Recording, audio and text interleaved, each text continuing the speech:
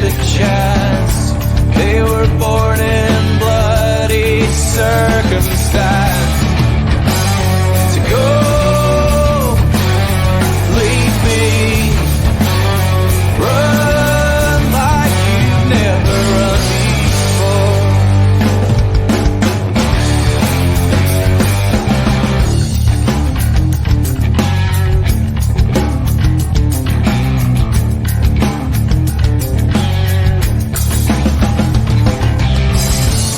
A voice from the underground, given room to breathe, not but be drowned. So die if you get the chance. Better men than you've been, let this dance. To go,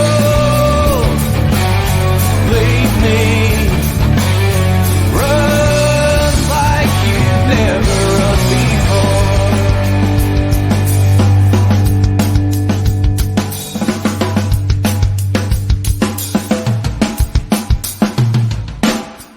I have seen the worst, and there is nothing left for me to hate, so I can lay me down, my brothers, on the ground. I bled today until Coyote comes to raise me up and carries me away.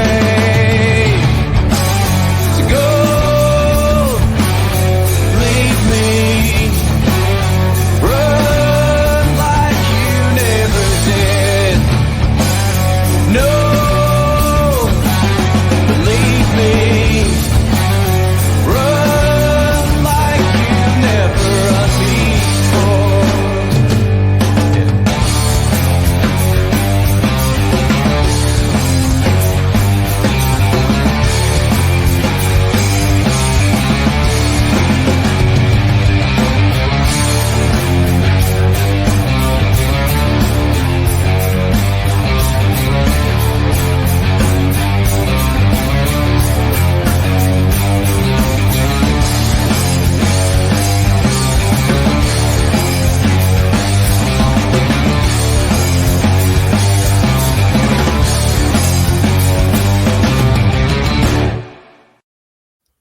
Hello, welcome to the Scottish Rugby Podcast on a fine Thursday evening here.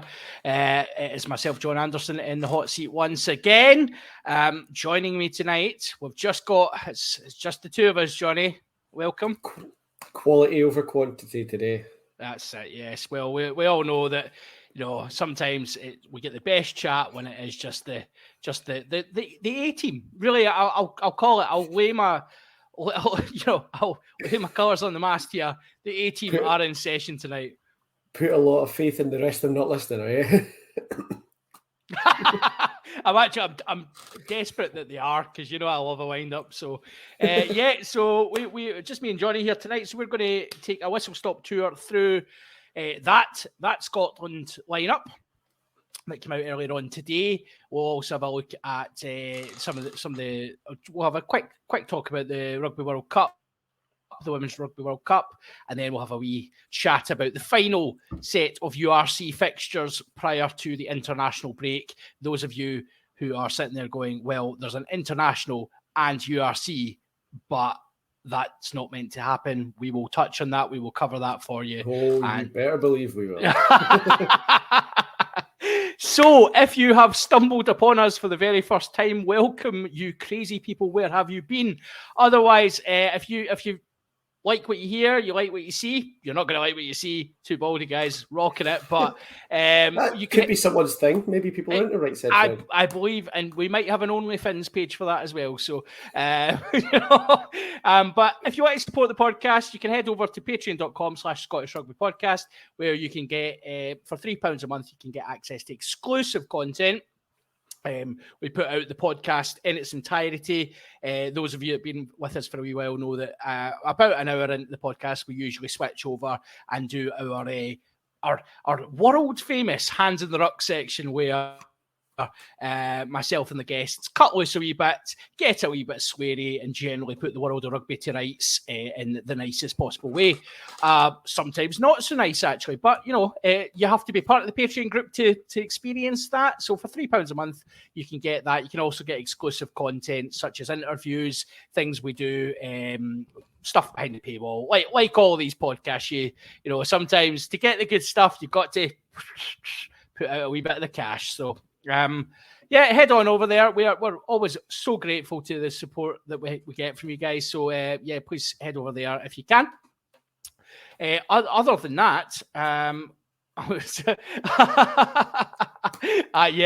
I'm just checking the chat. Johnny's no. Right, so we are here to talk rugby. Will we start, Johnny? That was first of all, can I just say that was the quickest of the intros I think I've ever done. Wasn't it? We're on to rugby in 6 minutes. I can think of a few podcasts that need to take a wee bit of a lesson from that. Yeah, exactly. Not naming any names, blood and mud. 10 seconds in and John's camera's already freezing. I apologise in advance if that happens. I have a young child eating bandwidth for breakfast through there at the moment, so there's perhaps there should be enough bandwidth for all going round, but who knows? Maybe we're being censored. Who knows? But right, let's talk rugby, Johnny. Scotland, Australia at the weekend, the first of the Autumn Nations series. Is this what we call it these days? Yes. Because obviously when Amazon got involved, we had to have a snappy name for it. And it is the Autumn Nations series. Excellent, which sounds... So, they're not doing it... I liked the year. I know it's COVID enforced. I quite the Crazy Cup. Yeah, I like the year. They done the final in that. That was good. Yeah, but obviously they there's other stuff they can't do that, so that's fine. Before we get into the teams and stuff, obviously the Scotland team's been announced today. Just want to highlight and flag to people listening, MD, listen to this before the game. We've got a request for fans of rugby. Obviously, we on this podcast we've covered the Siobhan Cadigan tragic circumstances surrounding her death, and we, as a supporter group, we've had to request to support the idea of a little bit of a tribute to Siobhan, a wonderful, wonderful servant for Scottish rugby in the short time that she was in the dark blue shirt. So the idea is in the 8th minute of the autumn series fixtures, we're looking for people to stand up, round of applause, cheering, do all the kind of celebratory stuff, celebrate Siobhan's life in that way. So we're going to promote that on the social medias. This idea's come through from friend of the pod, Alan McDonald. You'll have seen him promoting this today. And I believe Alan might be kind of working in the background, waiting for me to promote this tonight. So, please, what we would say is this isn't a criticism of the SRU. This is not a protest. It's not anything to do with the SRU. This is more about celebrating someone who represented our country with pride and was taken too soon, and celebrating that by on 8th minute of the game, just get a round of applause going. So the games I'm at, I'll be up and about doing that. So please join us, and hopefully we can build that. I believe the All Blacks game could be a momentous. Obviously with all the world cameras on us for that could be incredible to celebrate one of our own. So that's the sad bit of kind of request that's going out, and you can see I'm tripping over my words a wee bit. I'm kind of struggling a wee bit with it because it's hard, Johnny, isn't it? It's hard to cover these topics. It is, and we've done bits and pieces over the last few months and spoken to a few other people, and obviously we were lucky to have Ellis on not that long ago, who's ended up in the squad, and it's when you see stuff like that happening to players that are around that we kind of know within the squad having to go through the stuff that they've had to go through. It's really, really, really horrible. And obviously, what happened to Siobhan was tragic. And like you say, we're not making a point with this at the weekend. We're not out to get the SRU or anything like that. It's just the fact that her family and friends have been doing this all the way through the World Cup. She deserves to be remembered. Yeah. And this is a really nice way of doing it. So hopefully people can get behind it. Yeah, fingers crossed. And if you need any more information on it, feel free to reach out to myself or Jonny or the podcast, and we're happy to give any information on that. So that'd be really nice if everybody could support that. Speaking of supporting, moving on to the Scotland team. Right, let's cover the side, Jonny. Which side would you like to start? I know you're a back. Yeah, I was going to say backs, obviously. Backs, obviously, yeah, because that's actually... They're at the top of the team sheet as well, so... Exactly, you put the important boys at the top. So, starting from 15 down, we've got Ollie Smith at fullback, Darcy Graham, then Mark Bennett, Sione Tuipulotu, Duhan van der Merwe, Blair Kinghorn at 10, and then Ali Price at 9. Given so Glasgow announced their team a couple of, and I don't know why they do this, right? But maybe we'll touch on that at some point. But so Glasgow announcing their team earlier on today really narrowed down. It kind of removed all suspense for most Scotland fans because basically, yeah, I can pretty much name that team. The only thing was who's on the bench, who's not, and even then, it was pretty predictable. What's your take on the backs, just generally, Jonny? It's probably the best backline that we've got available, I would say, for this weekend. There's a couple of calls in there where you might think that people are hard done by. Was surprised to not see Kyle Steyn involved at all, given that he's been made captain of Glasgow this year. So obviously, either Glasgow think a lot more highly of him than Scotland do, and they think he's worthy of being a captain. Scotland don't think he's worthy of even being in the squad. I would have expected to see him at least kind of involved for this game. There's obviously players coming in that are going to take shirts away from one or two of the people involved in that back line. But yeah, strange to see the captain of one of the pro teams not involved at all, I would think.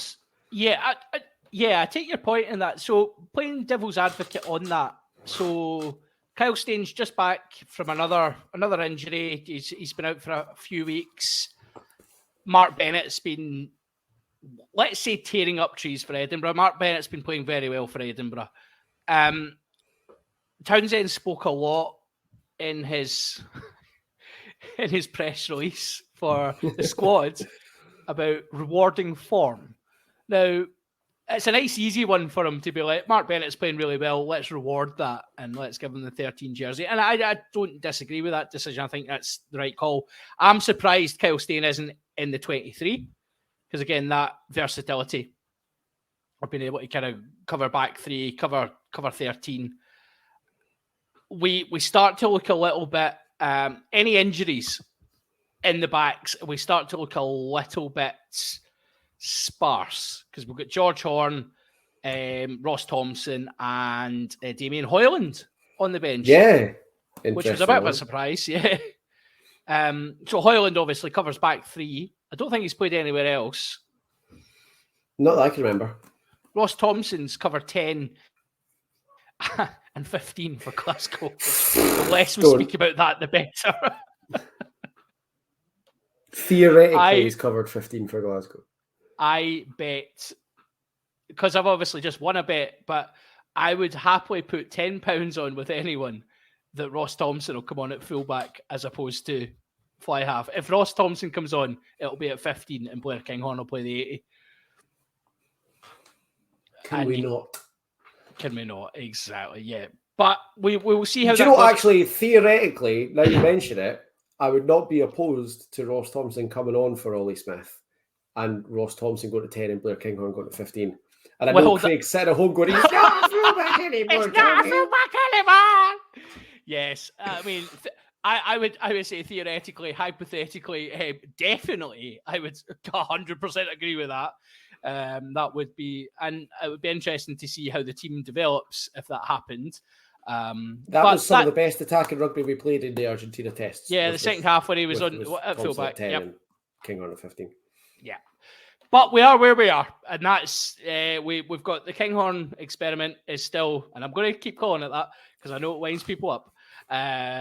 Yeah, Blair is at 10, and he, I think we're going to.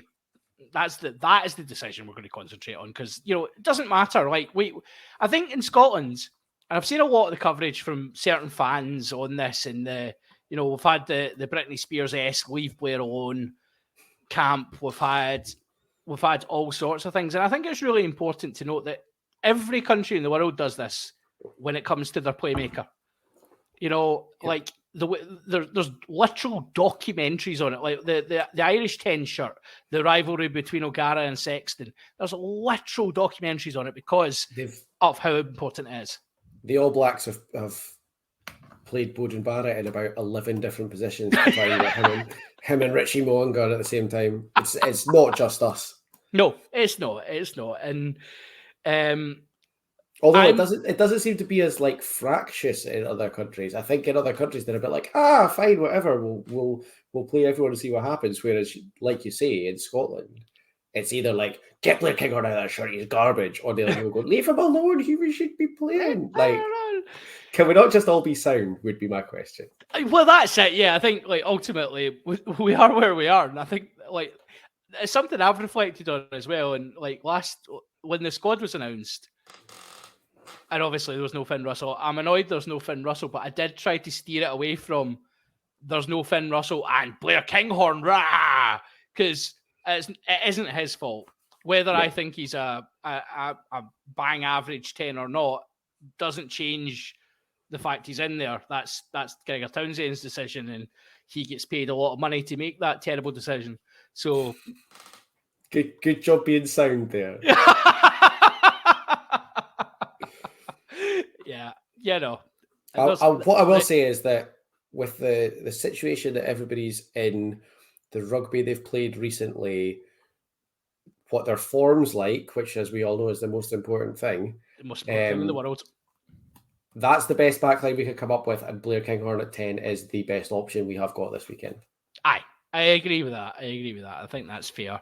Now, we might come on to the fact that there was someone tonking 55-metre drop goals just south of the border on Friday night, as if to say, why is everyone talking about Blair Kinghorn? Have you forgotten about me?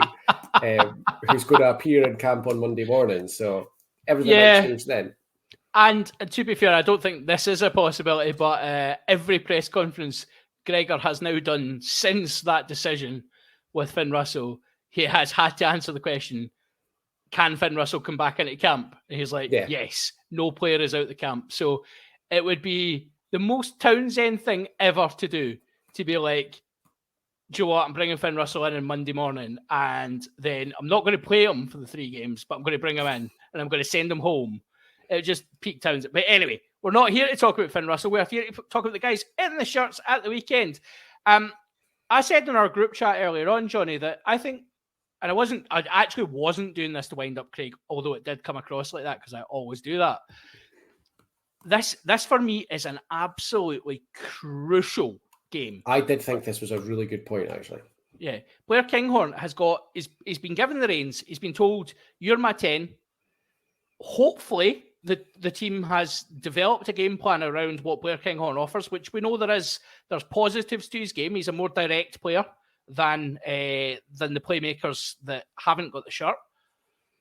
I think it'll be really interesting because this is an Australia team for me that can be beaten, and not to name drop, I was speaking to Chris Patterson about this very topic the other day, and we were saying exactly that. Chris is adamant this is an Australia team there for the picking, but the team needs to play Blair Kinghorn rugby, and if they don't, we're going to lose. And the thing that everybody has to remember, and this includes like the coaching staff, people who love Blair Kinghorn, people who hate Blair Kinghorn, everybody, is no matter what happened, Blair Kinghorn was playing this weekend. Yeah. Like Finn Russell was never able to play in this game. He was never available. Adam Hastings was never available. This has been Blair Kinghorn's game since it was announced. Yeah. That's absolutely right. Yeah, because for those of you not aware, if there's a few who's joining us and you're coming to rugby and wondering why we're talking about an international, but we're saying Hastings is not available, Russell's not available. This game is outside the international window, meaning there is no obligation, despite the fact like teams like Bath don't have a game this weekend. There is no obligation for English clubs to release players to the Scotland camp. So hence why Cameron Redpath will not be playing this weekend. He'll also not be playing for Bath because they're not playing. But he is in camp and he is training. But so I agree with you. I think, people do need to realise, like it or loathe it, the Kinghorn experiment is here for at least the next year. We're going to a World Cup. Blair Kinghorn's going to the World Cup as a second choice 10, possibly a first choice 10, which if that happens, there'll be different conversations happening because autumn internationals is slightly different to going to a World Cup, having had 4 years to build a squad for it, and then a year out from it, you go, do you know what? Here's the keys to the Porsche, mate. On you go. You are in charge now. Ridiculous. What about the other backs? Obviously, the other names that stand out in there. There's a couple of positional things, but let's talk that. Obviously, the massive fillet of getting Duhan van der Merwe back up north, meaning he's available for this game. Him and Darcy Graham, possibly Darcy's probably the form winger in Europe at this point. If they get these guys the ball, they could cause Australia a lot of problems. Yeah. I genuinely think there's a strong argument to be made for Edinburgh have the best back three in world club rugby, to be honest. With Darcy Graham, Duhan van der Merwe and Emiliano Buffelli, I think you'd struggle to find a better back three than that anywhere. And both Darcy and Duhan have been on incredible form. So it'll be exciting. It's a really big coup actually for Scotland to get that Duhan back for this game. Yep. We saw how good his defence got when he was down at Worcester. His defending kept us in the series against Argentina in the summer. Yep. And that's something that was maybe lacking from his game for a while. Now that it's there, he's basically got an all-round game. He does. Yeah, and you saw it in the Lions tour as well, actually. You saw the start of that kind of, I know some of the press went to town on positional, some of his positional play for a couple of the tries, but you're like, well, you're playing against some of the best wingers in the world. Guess what? We're not always spot on. Oh, he can't kick. He still doesn't kick. If I was like 6'2" and 115 kilos and as fast and strong as Duhan van der Merwe, I wouldn't bother kicking either. So yeah. I mean, the fact that he's closer to 6'5" than 6'2". Yeah. But his aerial defence has improved as well. He's able to deal with a high ball. Yeah, he doesn't kick the ball, but as you rightly say, if you're that good and that big, you don't drag defenders into rucks by kicking the ball to them. You do it by running over the top of them and dragging three defenders in to tackle you.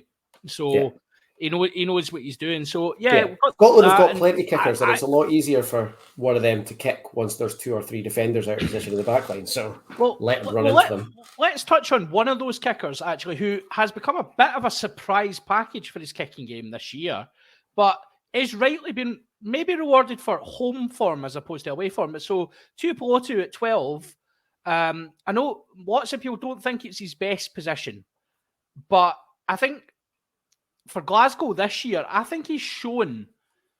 The coaching team last year said Tuipulotu has got one of the best tactical kicking games they've seen. He just doesn't do it much because he's such a good runner with the ball. This year, we're starting to see it more, and it's almost like Franco Smith's bringing it out a wee bit in him. His kicking game's been brilliant this year. Yeah, really, really good. His infield kicking, and like you say, is sort of like almost like attacking kicking game. Yeah. As we like dinks through, chips over, finding space in behind the backs, it's been really, really good. Yeah. And that's something that we maybe haven't seen a huge amount of from Blair Kinghorn for Scotland. Yes. It'll be interesting to have Sione in there at 12 and see if it's something that we can maybe start to bring out a little bit. Yeah, again, it's interesting to think about that 10, 12, 13 axis as well. Obviously, Mark Bennett at 13 we've touched on. I think Mark Bennett's all-round game has, as you would expect with a player who, has grown with experience, I think his all-round game is improved. His defence is certainly improved. But that potential, that 10, 12, 13 has the potential to be incredibly direct. Like Bennett obviously is rapid, really not as quick as he was in his youth. Obviously, knee injuries have set that back, but he's like a lot of rugby players. You might have even seen this in the club game when you see a guy go down with an ACL or a serious knee injury. First thing they do, they're back in the gym, and it's, well, I'm going to put on 10 clicks and I'll become a bit more crash ball. I'll be a bit more direct. I'm not as quick anymore, but I can fair run through people. And he's got a bit more about him in that sense now. So I think Scotland do have the potential if the weather isn't great this weekend, or if it's just that sort of day, they've got the potential to be really direct. Yeah, I don't know if that's the way to beat Australia though. Do you know, it's probably a worry when the person in the back line that you most want running at you is Darcy Graham. Yes. Like, there's a lot of options to be coming down your throat there. None of them are good. Well, that's the thing as well. Let's talk. We'll move on to the forwards in just a second. But the other, obviously, we've said Ollie Smith at fullback. So again, a player who has last season, he was one of the players for me in the Glasgow shot that probably one of the only guys to come out with pass marks. In the time he played, he came on a couple of tries. He looks a much bigger boy. I remember seeing Ollie Smith in the age grade categories, and he was a slight boy, very much bigger than you expect a 19 or 20-year-old kid to be. Like he's blossoming into a fair unit. Yes, and he's retained his pace. I think what Ollie Smith brings that, actually, and it was funny watching I don't know if you've seen the BT Sport lie detector test with Stuart Hogg. That was quite amusing, but we'll maybe touch on that and hands it up. But Stuart was talking about, under a high ball, he was actually, one of the things was, under a high ball, are you concentrating on the high ball or do you get distracted? And he was like, no, I definitely get distracted because it's like the most horrible thing in the world to actually have to go up for a high ball. And I'm like, well, isn't that your job? Anyway. I concentrate on the ball because if I'm not 100% concentrated on it, I will drop it every single time. I'm just not as good as Stuart Hogg. Well, doesn't Stuart Hogg have a reputation for not being great under the high ball, though? Perhaps we're finding out what the issue is here. He's dreaming about his chicken korma he's having after the game. So, but Ollie Smith's high ball game is brilliant. He is really, really secure under the high ball. And I think this is where Bernard Foley is obviously, he's going to be there or thereabouts for Australia. He kicks a lot of ball. How Smith deals with that at 15, I think the first couple of balls that come up, they're going to be high. There's going to be some pretty chunky back rows coming down Ollie Smith's channel. And I think if he can handle that first couple, then I think Smith could be on for a great game. And also has a massive kicking game to boot as well. So I'm trying to. I forgot who they've got playing fullback. It's because I know he's 10. Yeah, I've got it here. No, I don't. They don't have the Australia team in this article. That's ridiculous. Yeah, I saw it this morning. Yeah, I know. They've got, so again, the news that had kind of come out, I mean, it's a good Australia team that they put out, actually. Certainly in the backs as well. There's a lot of exciting backs in there. Not that I think, like a Dave Rennie side, you'd always expect them to play exciting rugby, but I don't think I don't think Australia. Tom Banks is playing fullback. It's Tom Banks, yeah. So again, he's a very, very talented rugby player. He'll do well there. That's an interesting shout from Harley himself. given how fragile their backs were in the Rugby Championship, running through Australia might not be a bad shout. Do you know what? Did they go through every single game in the Rugby Championship with an injury in the warm-up? I think they might have not far off it. Injury in the warm-up, and then at least 2 concussions each game, or at least serious injuries. So, maybe that's the tactics. Maybe that's what we're going for. So who knows? Obviously, we touched on the backs and the bench as well. George Horn, let's again say, rewarded for his form this season, and it's nothing to do with not having another goal kicker available. Ross Thompson is there, who is a pretty decent goal kicker, and Damien Hoyland. Apparently, so because the Chile game, he played the Chile game, didn't he? And then was sent home. Yeah. Now, the Chile game was non-capped, so technically that means Damien Hoyland hasn't played an international match in 5 years, which I was a bit perplexed about. Yeah. I'm surprised at that. Because again, we've had a lot of really, I don't want to say rubbish matches, but we've had matches where someone like Damien Hoyland would be a good option. Matches that would be an opportunity for Damien Hoyland. Yeah. But like Tonga last year, for example. Yeah. Tonga last year where we were perhaps playing a fullback at 10. Yep, and a winger at fullback. And a winger at fullback. Yeah, exactly. So, opportunities missed, shall we say. Let's come on to the forwards. Now,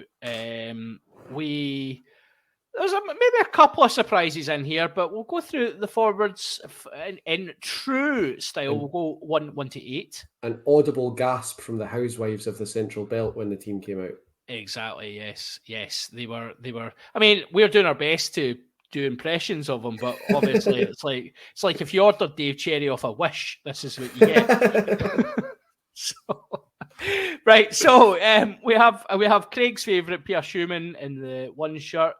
Housewives' favourite Dave Cherry in 2, Fight Club favourite Xander Fagerson at 3, and I'm running out of things to go with now. So Sam Skinner and Grant Gilchrist, the Edinburgh duo, make up the second row. Jamie Ritchie installed as captain. He will play at 6. And then you've got Hamish Watson and Matt Fagerson completing that back row.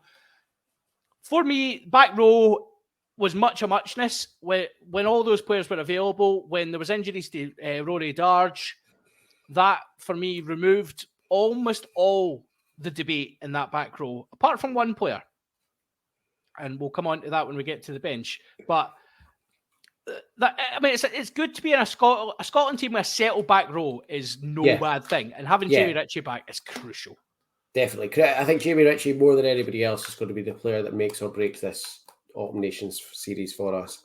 And I'm the same as you. It was always going to be 3 of those 4 for me, of Ritchie, Watson, Fagerson, and Darge, and it just comes down to who's the fittest. And obviously, Darge had that bit of a nightmare injury, and that's kind of taken all the questions out. So yeah. So, and talking about the second row is a bit of an interesting one. So most people were obviously expecting Scott Cummings to be in there. Yeah, why not announce that he's injured before they put the team out? Exactly. Yeah, that doesn't make sense. Because we have it's like they like to wind people up. Oh, they do. They love it. Whoever's the team release match experience workday kids that they get to do it must just love a bam up. He's sitting there with his. I imagine him as sitting there with an apple juice, like a wee carton of apple juice, doing his team release, just going, I'll show these guys. Yeah, it's not like Scott Cummings broke his toe at 2:45, is it? They knew he was out. Why do you not announce that first and then announce the team? Yeah. So as Jonny says, Scott Cummings broken toe, so he'll be out the autumn series. Glenn Youngs has been called up to replace him, and then has been parachuted straight onto the bench, meaning Richie Gray is not available for Glasgow and is not playing for Scotland. And that is the situation we find ourselves in. But Gilchrist for me, Gilchrist and Skinner, right? So Skinner's started. He's doing exactly what you would expect at Edinburgh. He's big. He's abrasive.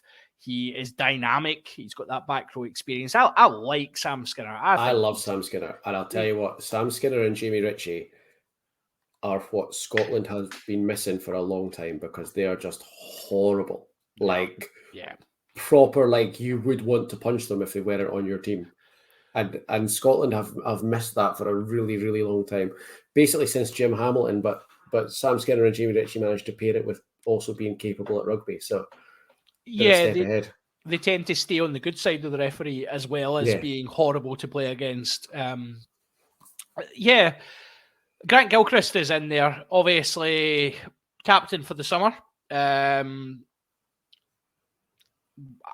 voiced my thoughts on Grant Gilchrist quite a few times, but Aloha's finest himself. I mean, he's available, I guess. That's the best I can muster. I like him. He's been playing well. That's fine. He's a good line-out operator as well. Yeah, he is. I've said that. He loves a snatch. By which I mean he loves to steal a line-out.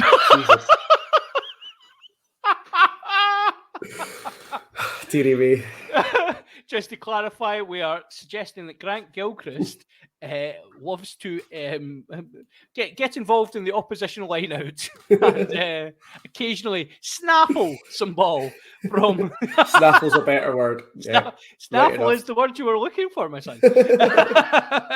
Yeah. So, Dave Cherry on the start here.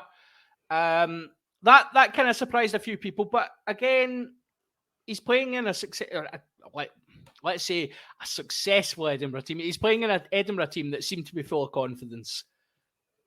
Has that maybe swayed it over? Well, Ashman's not available this weekend, and George Turner. You know, Turner's been decent for Glasgow. Again, he's a fairly consistent player. Yeah, I just think, I guess for me, probably what's made it with George Turner, the Glasgow line-out has been a shambles this season. Yeah, I'd wonder if that's why Richie Gray's not in the team and George Turner's on the bench. And I also wonder if getting a decent crack on Saturday is Dave Cherry's chance to get on the bench, because at the moment, the two I'd be taking into the tests once they're all available would be Turner and Ashman. Yeah. So I wonder if Cherry's been given the start on Saturday to say, right, go out and prove to us why you should be one of the two. You're not necessarily going to be the starter for 4 games, but if you want to be on the bench, show us why. Yeah, and it's interesting, isn't it, that we've went for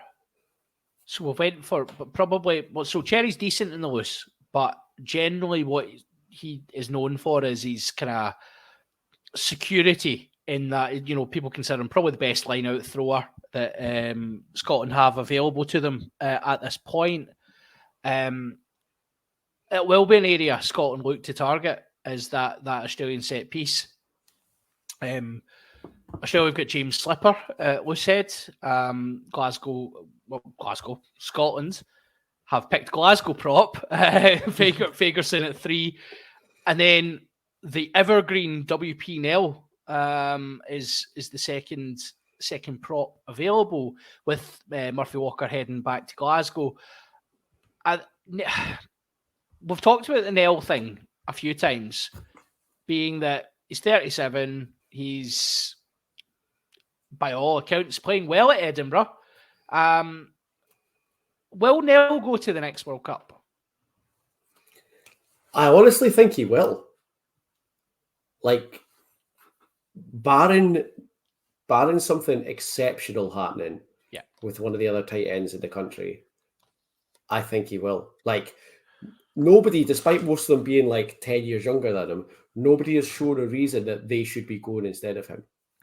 And obviously, on Saturday, Australia are bringing Taniela Tupou off the bench. A lot of people are scared of Taniela Tupou. I don't think WPNL is. I don't think there's anything that reserve Australia bench front row is bringing on that WPNL hasn't seen before and doesn't really care about.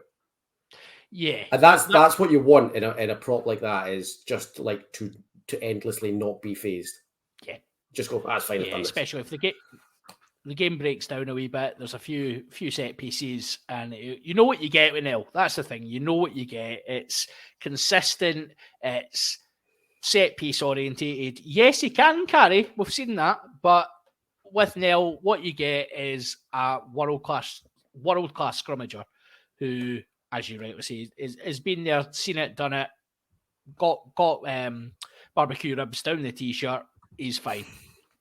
He's all good. So the other reserves. So we've got George Turner on the bench, as was suggested. Jamie Batty, who again has had a decent start to the season at Glasgow, not world class or anything. WP Nell. And then second row, as we'd said, Glenn Young has kind of come in. Again, seems to be rewarded for some sort of form. He's had a decent start to the season. Probably deserves to be in there. Probably deserved to be in the squad first time round, actually, as well. But, you know, let's rectify our mistakes, Gregor. We've set the precedent. Now you know what to do next week. Yeah, now deal with the proper one. Yeah, just fix it. You've taunted us with this one. Just fix it. And then coming on to the main one. Let's spend a wee bit of time here. So Jack Dempsey, as was announced, has declared for Scotland and has been named on the bench against the country of his birth, the country he represented 14 times. I think so, yeah. Around about 14 times. So Dempsey's going to be the first player for Scotland to do under the new regulations, where if you're stood down for 3 years, you can, if you qualify for another country, not through residency, it must be said, if you qualify for another country by birthright, you know, grandparent, parental, etc., you can declare for that other country. We've seen quite a lot of the Pacific Island teams have had this happen. We saw it last autumn, where Tonga started naming a World 11, World 15, sorry, of All Blacks or former All Blacks. Scotland are picking Dempsey. Dempsey is qualified for us, and it's, for me, you know my views on this. It's a no-brainer. I like a guy of that quality. He was in a back row with Michael Hooper, who he'll be playing against at the weekend potentially. You know, David Pocock. These are big names. He was picked in that. He's a very good player, and he gives Scotland something we haven't had for a long time at 8. Yeah, and you know, in the same way that I said that Skinner and Richie bring a bit of niggle and a bit of horribleness, so does Jack Dempsey, but Jack Dempsey brings it by just running over people. Yeah, like he is tough, and that's something that, you know, like you rightly say, we haven't had for quite a long time in Scotland. Matt Ferguson's he's not bad at it. No, he's not. There's a reason why he's still starting, because he does a lot of it as well. But yeah, when you bring Jack Dempsey on, you know what you're getting, and that is a really hard time for the fringes of the other teams. So. Yeah, and I know a lot of people have. So there's been a lot of discussion about let's say the morality of the pick, and you know how the rugby community does love to get itself tied in knots about, you know, what's right and what's wrong. But ultimately, for me, and you know, again, if you're watching this live, guys, and you've got a view on it, please pop it up into the chat for us. We'll try and cover it. But ultimately, for me, this is no different to the regulations on residency. It's no different to the situation where, you know, like even when the regulations on kind of qualification for a country were developed many, many years ago, and who qualifies, and do you have this passport or that? You are eligible to play for a country and therefore, you know, this is not unique. We've had this happen in the past. There's been players who have switched countries. There's been players who played for 2 different countries at 2 different sports.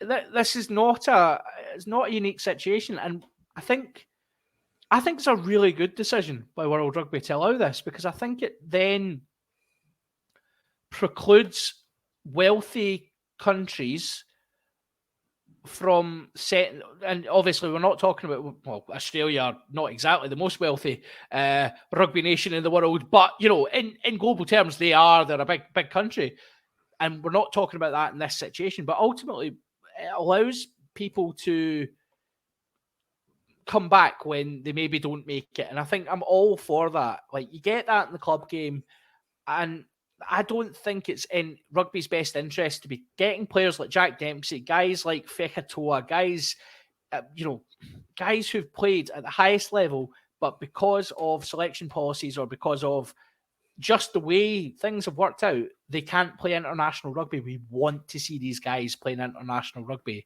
And if they are eligible, it's a global community these days. We all, so many people have dual qualification or dual citizenship or the ability through their parents or grandparents to play or represent other countries. I think it's incredible that we get this opportunity to see what is a really, really good player, and Jack Dempsey represents Scotland. So, I mean, I'm really excited about it, obviously. And I really enjoyed my tenner that I got off Ian for it as well, which was to be fair to him, he did pay up just to, obviously there was some dubiety as to whether he would pay up. But no, fair play to him. That money was resting in my PayPal in no time. Yeah, I mean, I would say that going from Australia to Scotland is probably not what they had in mind when World Rugby changed that rule. Yes. But that's the rule. So I don't think any of these people who are complaining about it outside of Scotland, obviously, would turn that opportunity down if it came to them. Yeah. Do you know, like, if it turned out that Bowden Barrett had an Irish mum and for whatever reason hadn't played for 3 years for the All Blacks, I doubt that the Irish rugby community would be going, "Oh, I'm not sure how the morality of this looks, lads." I think they'd be saying, "Bowden, how do you feel about Green?" Yeah. Like, it just so happens that it's come to us first. I don't think anybody else would act any differently, to be honest, given the opportunity that we've been given. Because, like you rightly say, Jack Dempsey's a phenomenal player, and he qualifies because his dad's Scottish. He is half Scottish. He's done his 3 years and not played for Australia. He's got a Scottish parent. He's got the opportunity to get back into international rugby. Of course, he's going to play. Of course, he is. Yeah, and I think the point you make there about other countries, it is a bit frustrating because the way the narrative works out, it always seems to be that Scotland get the flack for these situations where it's like, the kilted Kiwis all those years ago, and then the jock box, as they were known for a wee while, and we tend to get the flack for this when we're not the only country doing this. Like, let's be clear, Ireland. Yeah. I've got Ireland made a huge deal about. Yeah, they made a huge deal about beating the All Blacks in summer. They had 3 New Zealanders in their team in their starting 15 and an Australian. Exactly. So let's, again, I think it's back to the point you made earlier on. Could we all just be a bit decent about this and not do the whole, you've got this many people? If, back to what I've said previously, Jack Dempsey takes the field on Saturday, he's Scottish. He's qualified for Scotland. He's committed to Scotland. Therefore, he is Scottish. And I will continue to challenge everyone who then goes about that, the aging Australian route or, any of that. And I know Craig does that flippantly. He does it a laugh, but he's, there's other people out there that will refer to him as Australian Jack Dempsey. And from Saturday onwards, he is not Australian. He is Scottish. So, can I just say, by the way, I really need to quickly jump back because I can't let the opportunity pass me by without saying, as well as 3 New Zealanders and an Australian, Ireland obviously had the through and through, definitely South African Josh van der Fleer playing for them as well. Johannesburg's finest Josh van der Fleer. Yeah. Johannesburg's finest Dubliner. Yeah. Well, this is it. I know. Don't tell them. This is it. The thing is, like, you have to play the rules that are in front of you. And let's be honest, Ireland have been very good at playing the rules in front of them for many, many years. And I'm sure I'm sure that with the change of broadcaster for the URC that's upcoming, that will lead us nicely into the URC stuff that we'll touch on very quickly. With the change of broadcaster, perhaps, who knows, maybe we will be able to see replays in Ireland finally that cover what we actually need to see. Wow, TMOs everywhere. I'll be thrilled. Just for those who don't know, Premier Sports has been bought by Viaplay. Which is, it was originally a UK company, but is mainly based in Scandinavia. They have bought the rights. They will be transferring over as of 1st of November. So this will be your last weekend of Premier Sports, people. Enjoy it. There's still no mention of what will happen with subscriptions. The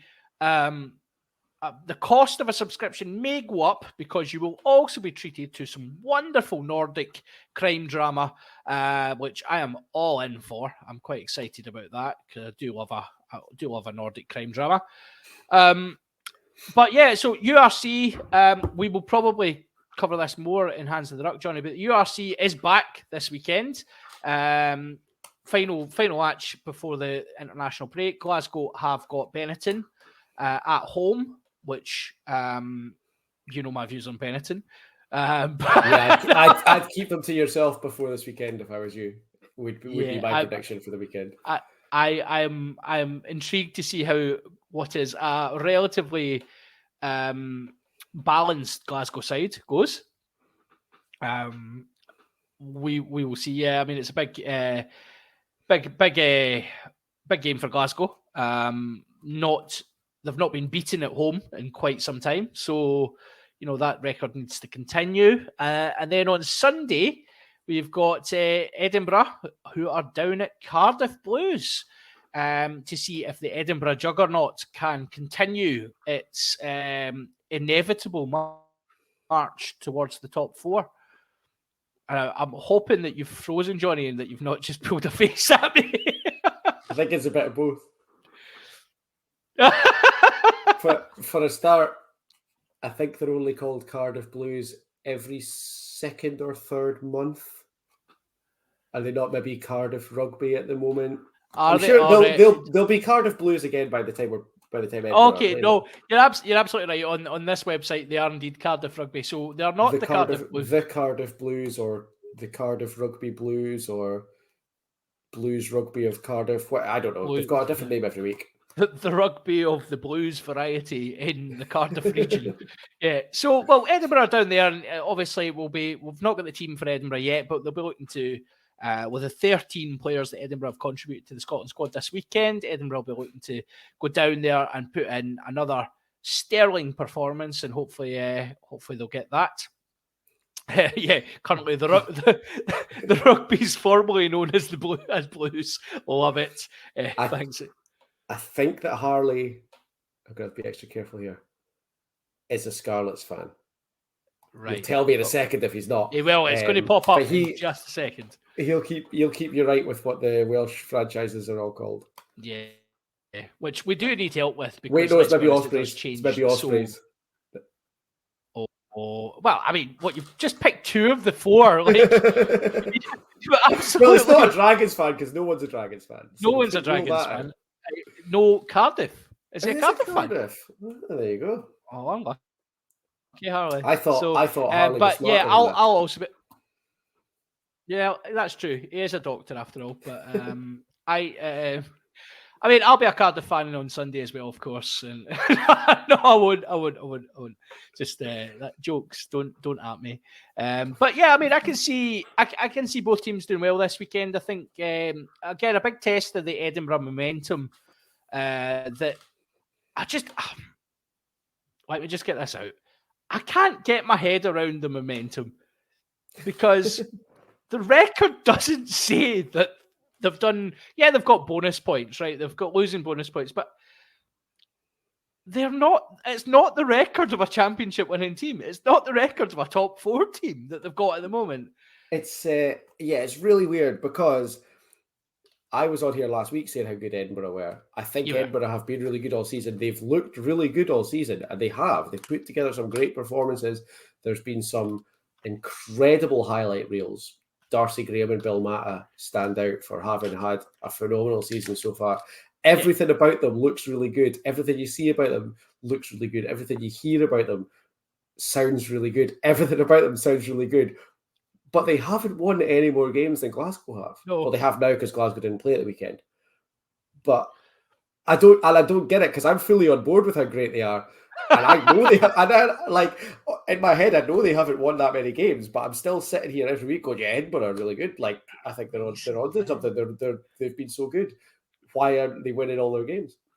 It's the most bizarre thing, isn't it? So It's really weird. yeah, so we'll see how Edinburgh go anyway. And Glasgow obviously at home to Benetton. Again, I think a strong Glasgow side that's been picked. Minotti at 10 over Tom Jordan, who is on the bench. A lot of experience. Again, Glasgow showing within this window.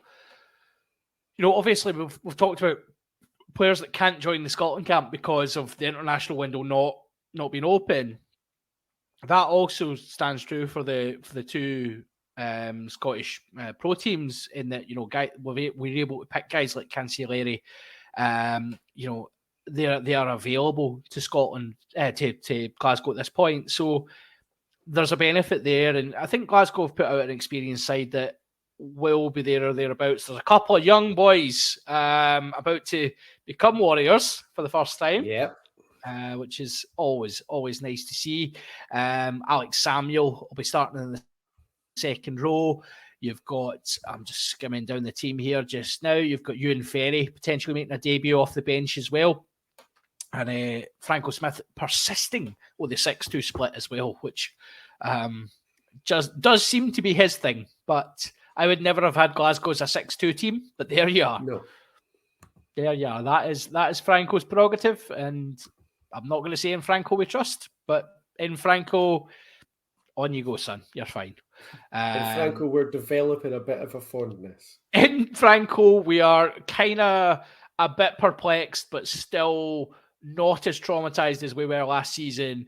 But we're also a bit dubious, but still at home, we're pretty good. Yeah. Not catchy, but pretty accurate.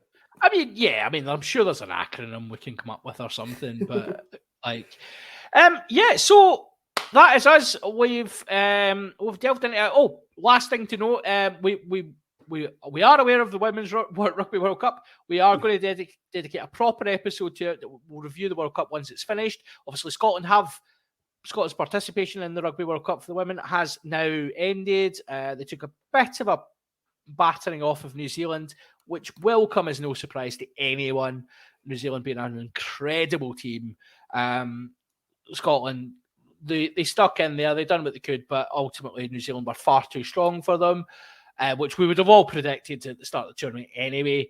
To be within a few points of 2 wins in a Rugby World Cup group featuring Australia and Wales is an incredible achievement for the women, though, and we will, as I say, we'll cover it in much more depth, and we'll look at the way that's panned out for them. But for me, just from a results perspective, I think I'm incredibly proud of what they've achieved out there and the performance in particular. Yeah. Phenomenal. Anybody who was around for Hands in the Ruck last week is aware of. I have some thoughts on the level of support that they were given to go to a World Cup. And I think with even just a little bit more support, we'd be talking about this in a whole different way. Because they were so close in both of the first 2 games. I'll be honest, I did kind of chickened out asking Chris about that the other day. I didn't think it would be appropriate. My mate Jonny says you're a rubbish kicking coach. Yeah, where were you? Where were you? Where were you, Chris? You hanging out with the BT guys again? Where were you?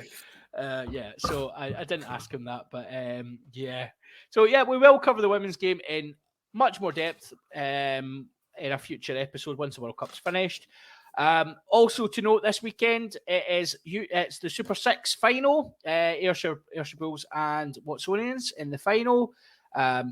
Both previous winners one winner, one sprint winner.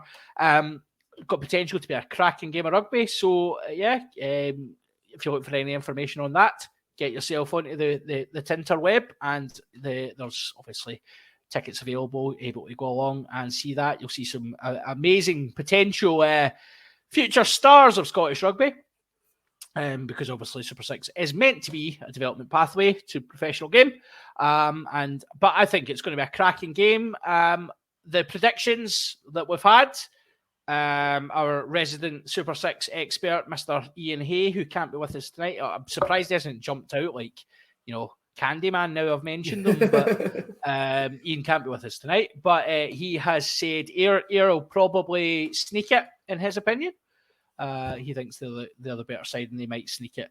And because it's Ian, me and Jonny have agreed to completely disagree with him.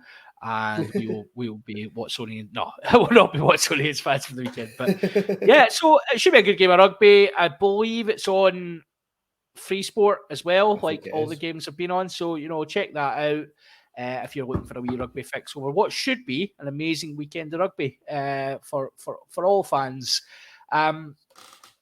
With that, we will now move on to our paid for content. So we're off to dial behind the subscription paywall. We're going to go and get some Nordic drama on. It's going to be very exciting. If you're paid up and you want to come and join us, please come along, drop your comments. We're going to cut loose about a few topics. So planes, trains and automobiles may come into some people's reckoning today. But for now, it is goodbye from me and goodbye from Jonny. Bye all.